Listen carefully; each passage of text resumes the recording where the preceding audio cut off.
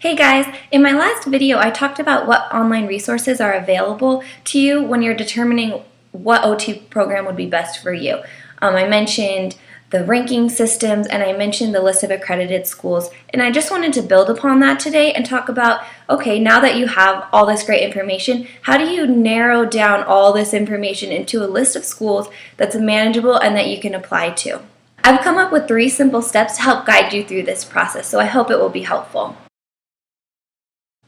Step 1 is to come up with a list of must-haves. What does a school have to have for you to consider applying to it? Does it have to be in a certain state or a certain location? Does it have to be under a certain price point? Are you interested in only applying to schools that are a certain length, and if it's longer, you don't want to apply to it? The first thing you need to do is determine what are those things that a school must have for you to even consider applying to it. Step 2 is for you to come up with a list of preferences.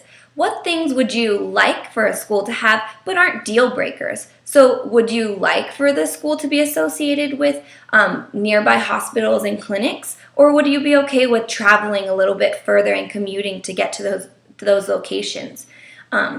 Things like the length of a program. Is it important to you that the program is a 2-year program and that you do your field works over summer so that you can graduate faster? Or are you okay with going a little bit longer and doing a program that's going to take 2.5 years?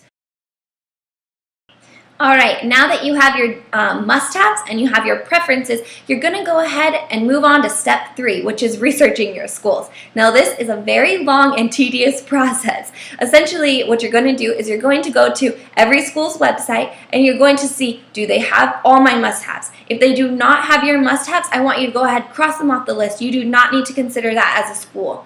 Then you're going to look, do they meet some of your preferences? If they meet none of your preferences, you can probably go ahead and cross that off the list as well.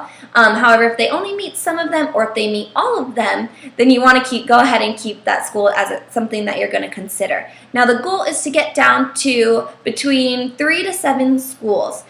Some people go and they only apply to 3 schools. I personally think that's a little bit on the low end, and you should probably have somewhere more around 5 to 7 schools, but you don't want to go too high either. Really, once you get up to 8, 9, 10, you're applying to so many schools that you're having to deal with so many prerequisites and so many different forms you're sending here. It's really easy to kind of miss pieces and have a weaker application. I know that determining what schools you should apply to can kind of be a long, tedious, difficult process. I'm hoping that if you break it up into these 3 simple steps, it should smooth the process a little bit and make it that much easier for you to decide what schools you're going to apply to. I hope you have a really great day, and I hope that this information was helpful to you. Have a nice day. Bye.